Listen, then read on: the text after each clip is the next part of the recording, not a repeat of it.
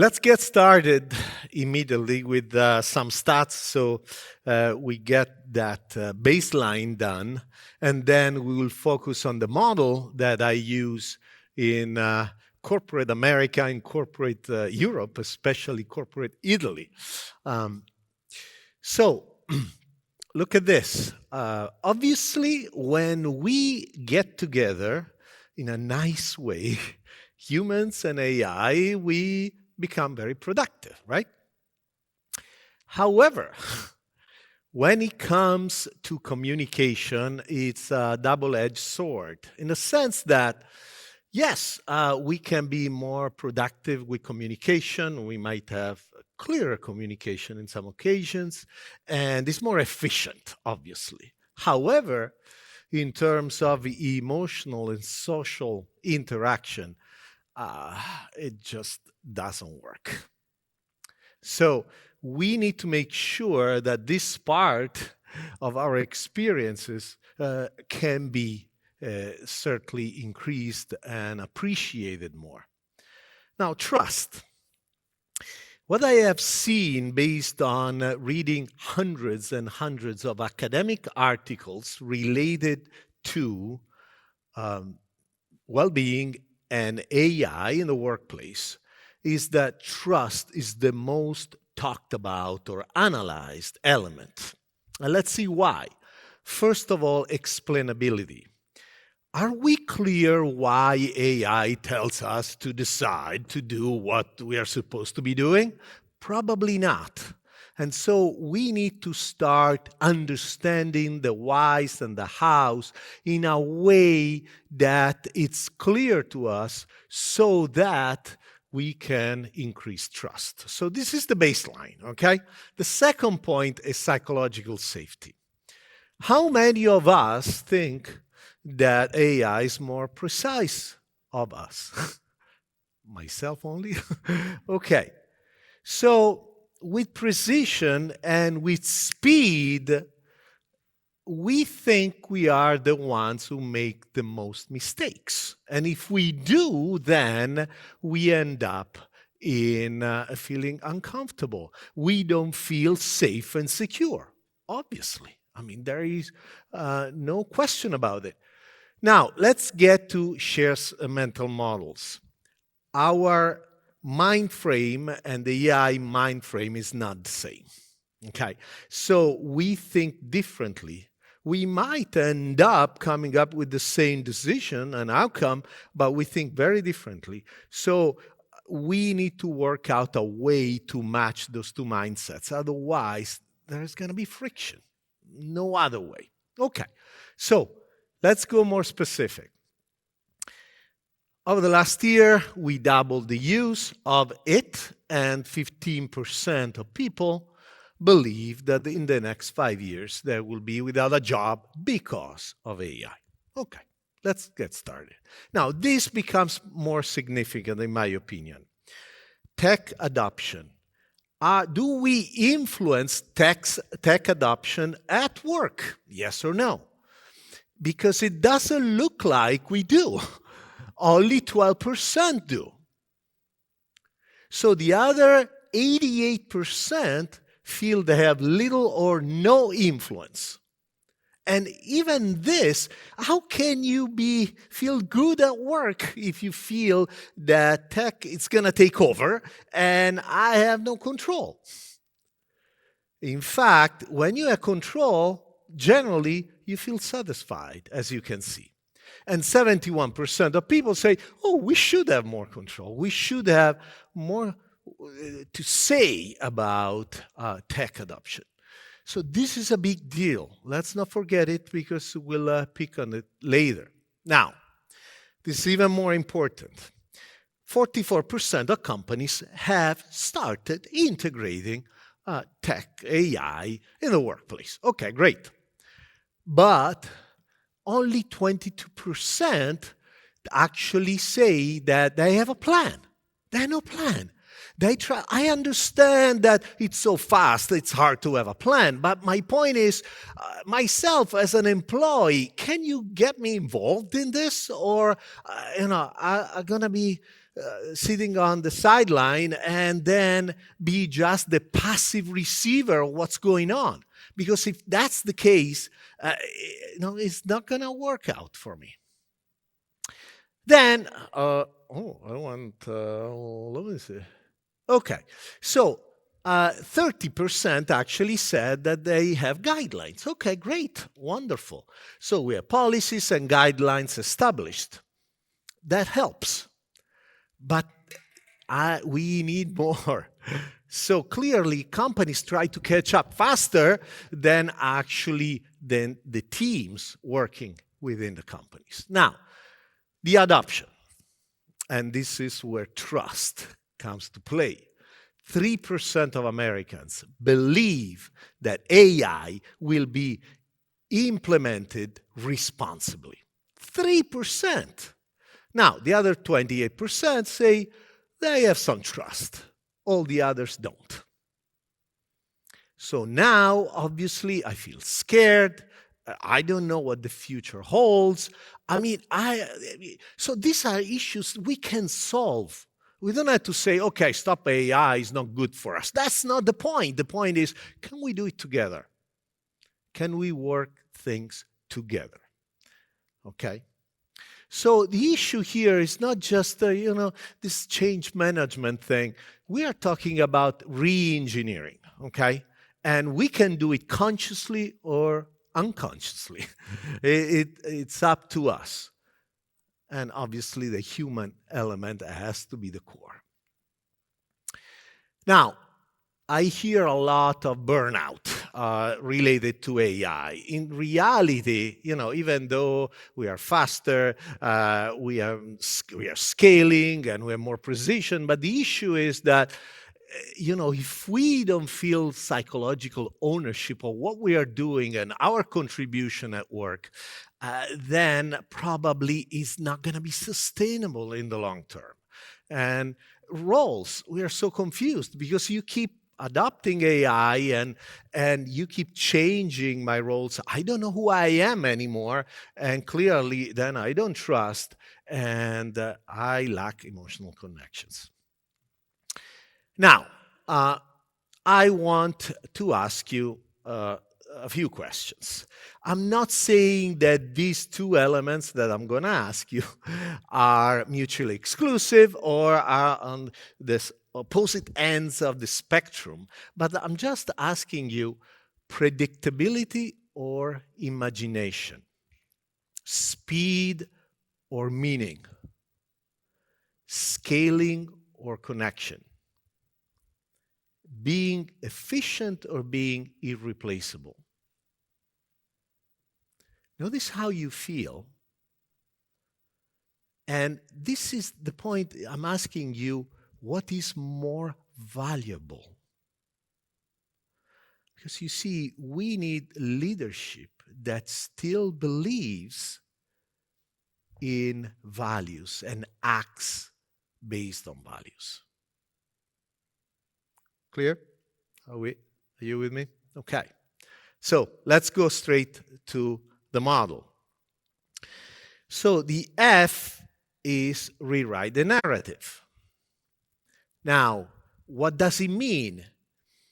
AI is a teammate that is waiting for us to tell it what to do and how to do it and why, the purpose of it. It is not someone to be worried about. It's a collaborator. So the point here is that once we are clear with it, then emotional safety is there and clarity is there as well. So that's the F, frame reality. The second is leverage essence. What is essential here? It's essential that humans must be irreplaceable. Can AI use intuition? How many times exceptional people followed their intuition to become successful? So then there are so many others. Empathy? Let's talk about empathy. How can we manage that? So in this model, this element of leverage influence is essential because it establishes the rules of what is really relevant to us and what we do not want to miss. Now, third element, syncing mental models. How do we do that? We already told you, and you already know, that AI has a mindset and we have a mindset. So let me give you a couple of examples. Now, let's say that we give AI the function of answering emails based on urgency and priority. So AI says, okay, how do I do that? Maybe caps lock, maybe exclamation marks, maybe I look into response time, and let's see the mindset of a human. Who is writing? Writer's identity, emotional expression of that communication, that email, and team's priorities. You see, these are completely different mindsets. How can you bridge them? How can you? Giving you another example. Keep thinking about that, though. Marketing team uses a copyright, AI copywriter. And so now in the marketing team, now I'm talking about mindsets within humans. I am a person of the team who thinks that AI must be used when needed, if needed. Okay, great. I am another member of the team who is actually thinking that AI does a much better job than I do. So why don't you take the lead, please? How do you make this team work? So the point of syncing mindsets is actually the one of, why don't you ask, what is AI responsible for? What are humans responsible for? And how can we together bridge the challenges related to errors, to copy and creative output? That's the way to go. And that can be done. But it requires work, especially, you see, in the beginning, we need to build the basis and it requires so much work to do that. But that's exactly what we need to do right here, right now. And I think this is the right place to do it. Tech for Good is the right place to do it. Now, last one. W, waive the rituals. Rituals are habits with a purpose. Rituals are so important in this case, especially to bridge this collaboration between the two of us. Let's build as many as possible so that we keep repeating those, we keep getting together, repeating the same actions so that we can stick with each other and find a way to make the world a better place. Now, I'm going to focus on the rituals now of this entire model because they basically cover all the 4 points. So these rituals are very practical. So I want to make sure you digest them because then I will ask you which one you prefer, which one are you going to implement, not tomorrow because we are Friday, yes, on Monday, and what are your expected outcomes, okay? So ritual 1 is the silence sprint. You will see all of them in detail, don't worry. And ritual 2 is the mirror protocol, and ritual 3 is the table ritual. So let's start with the first one.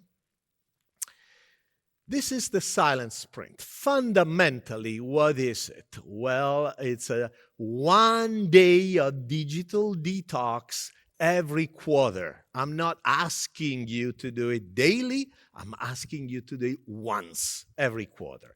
What does it mean? It means no emails.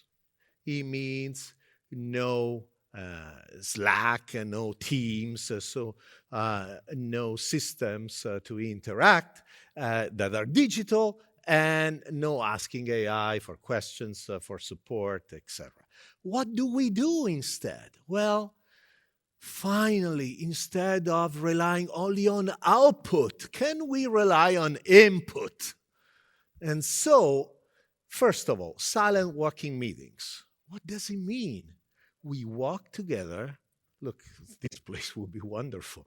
We walk together silently. We just reconnect with nature. We reconnect with our thoughts, what's going on, what are we thinking about work, and we start noticing our own idiosyncrasies and things of that nature. That's all there is. When we go back, we take a note. Okay, wonderful. Co-working, silent co-working. Holy cow. Can you imagine a co-working place completely silent, where you are not disturbed by anything? No notifications, no interruptions, no chats, nothing. So, this mental drain that we have can actually, be left out. And as a matter of fact, this would be the best place to be in a state of flow, which we know, based on Mihaly Csikszentmihalyi studies, increases productivity exponentially. Okay, and obviously reflection. What can we do now? Then the teams share the insights, and then we'll take it to the next level. Okay, and research surely supports that. Okay, this is number one. I have hundreds of them. Sorry, you see, I keep playing with it. Oh, and so I picked three, but I want you to start implementing. We are talking here, but let's put it to work. Okay, the second, the mirror protocol. Now, what we do, it's AI journaling basically, and the purpose is, can we improve our leadership style? How can we do that? Well, ask AI, be my mirror. I have decided something, and I'll explain to you what I have decided. Can you check if there were biases somehow, or assumptions, or maybe emotions behind that decision that didn't help necessarily? So AI gives me an output, okay? And once I get the output, then we humans select the output and say, hey, maybe one or two, or it made me think about something else, another bias that was, acted as a stimulant to come up with something else. Then you share insights in performance assessment meetings. Now, in performance assessment meetings here, they are basically focused on what you did. But what about those meetings to tell us how I showed up? You know what I'm saying? It's not the same. Okay, you did this, so your performance is this much. What about how did you show up in regards to this situation? It's completely different. And here you put your self-awareness to work. Last one, the table ritual. Now, here I'm asking you once a week for 20 minutes to review performance again, but you do it together. Okay? So basically, you share the positives, the negatives, the challenges, etc. And then you have to ask AI to run an analysis of your productivity or the team chat patterns. Very often, these team chats are not working the way we would like them to. And so AI is very efficient to find out, okay? And then you would ask, okay, based on this information, what could we do better next week? how can we perform better next week? And so eventually, the goal is to keep improving with the help and support of AI. And the important thing that at these meetings, you rotate the leadership and the facilitation process.